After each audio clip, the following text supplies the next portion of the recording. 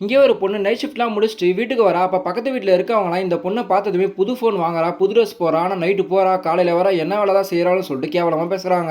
அவங்க பொண்ணுமே வாடகைலாம் கரெக்ட்டா குடுத்துட்டு காலேஜ் ஃபீஸும் கட்டிர்றாளாம். எப்படி தான் இதெல்லாம் முடியுதுன்னு சொல்லி பேசிட்டு இருக்காங்க. ஆனா இந்த பொண்ணு அத கேட்டுட்டு கேட்காத மாரி அங்கருந்து கிளம்பிர்றா. ஆனா அவங்க அம்மா கூட ரொம்பவும் ஃபீல் பண்ணி பக்கத்து வீட்டுக்காரங்க சுத்தி இருக்கவங்க எல்லாருமே சேர்ந்து உன்ன கேவலமா பேசுறாங்க. நைட் ஷிஃப்ட் பார்க்குறியேன்னு சொல்லிட்டு இப்படியே பேசிட்டு இருக்காங்க. இதெல்லாம் கேட்டுமே எனக்கு ரொம்பவும் கஷ்டமா இருக்குன்னு சொல்றாங்க. ஆனா இந்த பொண்ணு மத்தவங்கலாம் வெளியில இருந்து எவ்வளவு வேணாலும் பேசலாம். ஆனா நம்ம வீட்டோட நிலைமை நமக்கு தான் தெரியும். வாடகை கட்டணும், காலேஜ் ஃபீஸ் கட்டணும், இது மட்டும் இல்லாம மளிகை செலவெல்லாம் பார்க்கணும். இதெல்லாம் முடியுமான்னு சொல்லிட்டு கேட்கறாங்க. சோ அவங்கள பத்திலாம் கவலைப்பட்டா நம்ம வாழ்க்கையை நம்மளால வாழ முடியாதுன்னு சொல்லிட்டு ஃபீல் பண்றாங்க. சோ வேலை செய்யற இடத்துலயுமே நைட் ஷிஃப்ட் செய்யறதுனால தப்பா பேசுறாங்கன்னு சொல்லிட்டு இருக்காங்க. ஆனா அந்த ஓனர் அவங்களோட வாய் பேச்செல்லாம் எப்பவுமே நிக்காது. நம்ம மேல எப்பவுமே குறை சொல்லிட்டு தான் இருப்பாங்கன்னு சொல்லிட்டு இவரே இந்த பொண்ணு தப்பா பாக்குறாரு. அண்ட் நெக்ஸ்ட் டே அவங்க ஃப்ரெண்டு கிட்ட புக்கு கொடுக்க போற அந்த பொண்ணுமே இந்த பொண்ணை பார்த்துட்டு நைட் ஷிஃப்ட்லாம் எதுக்கு போறேன்னு சொல்லிட்டு திட்டிட்டு இருக்கா. ஆனா இந்த பொண்ணு என்னோட குடும்ப நிலை எனக்கு தான் தெரியும்னு சொல்லிட்டு ஃபீல் பண்ணிட்டு அங்க வந்து கிளம்பிடுறா. தென் நைட் வேலைக்கு போன பொண்ணு கார்ல வந்து இறங்குறா. பின்னாடியே ஓனர் வந்து ஏதோ பேசிட்டு இருக்காரு. அதை பார்த்த மேல் வீட்டுக்காரங்களோ இனிமேல் இந்த பொண்ணு இங்க இருக்கவே கூடாது, இந்த பொண்ணு ரொம்ப அசிங்கப்படுத்திட்டு இருக்கான்னு சொல்லிட்டு அவங்க ஓனர் கிட்ட சொல்லலாம் முடிவெடுக்கிறாங்க. பட் இந்த பொண்ணு அவங்க ஓனர் தப்பா நடந்துட்டாங்கன்னு சொல்லிட்டு அங்க வேலையே வேணாம்னு சொல்லிட்டு இருப்பா.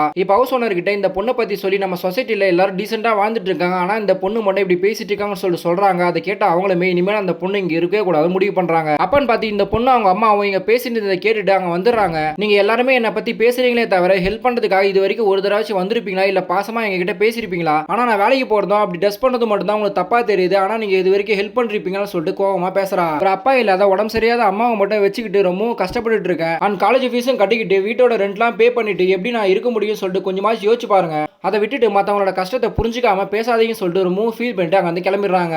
இப்போ அவங்க அம்மா கிட்டயுமே நம்ம எப்படியாச்சும் கிளம்பி வேற வீட்டுக்கு போயிடலாம், அங்க டீசெண்டா இருக்குன்னு சொல்லிட்டு போறாங்க. அப்பன்னு பார்த்து பக்கத்து வீட்டுக்காரங்க கதவை தட்டுறாங்க. நாங்க பக்கத்துலயே தான் இருக்கோம், ஆனா உன்னோட கஷ்டத்தை புரிஞ்சுக்காம பேசிட்டோமான்னு சொல்லிட்டு ரொம்பவும் சாரி சொல்றாங்க. காலேஜ் புக்லாம் கொடுத்து அவங்களுமே காசு தராங்க.